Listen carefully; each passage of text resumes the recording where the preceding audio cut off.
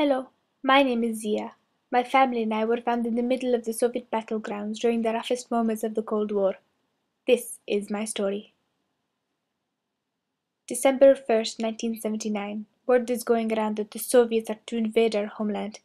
It could be just rumors. 2 days later, December 3rd, the Soviet people began to increase their forts at the two air bases in Kabul. Secret operations were held just outside of Kabul, and the Soviet people initiated mobilization of their own troops as part of those operations. Everyone in town is in much fear of what will become of us. Tonight we pray.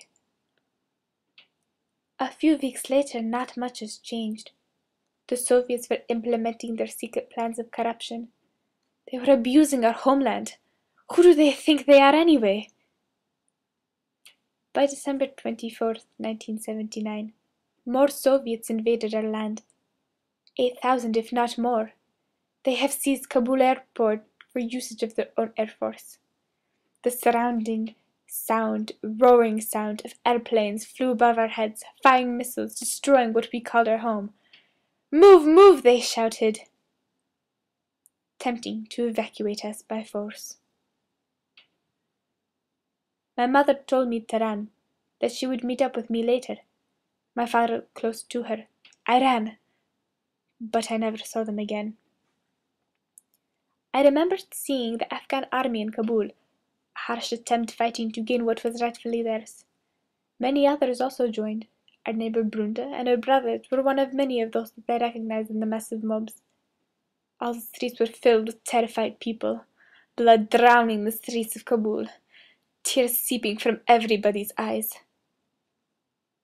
I had recognized General Paputin within the army. He was one of our family's closest friends, standing guard in an effort to protect our President Amin. But much like any trial to suppress the Soviets, General Paputin was killed. Soon after, word spread that among the fighting and oppression, though not sure if by force or execution, but it was sure that our President Amin was dead. Our dear President. In their first attempts, the Mujahideen attempted to overthrow Amin and end Soviet influence in Afghanistan. Despite their initial failure, they were able to destroy towns held by Soviets by mid-January 1980. Sneaky, sneaky Afghan weather. Soviet activities were controlled because of our severe weather conditions this February. Great success! Breaking news. 23rd of February 1980. An uprising in Kabul was demolished by the Soviet troops. 500 Afghans dead. Time seemed to stand still after that point. I was on my own.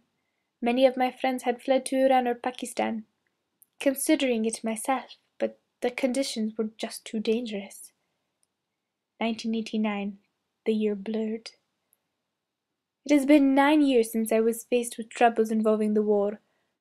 The USSR is coming to an end, and the future seems brighter than ever before.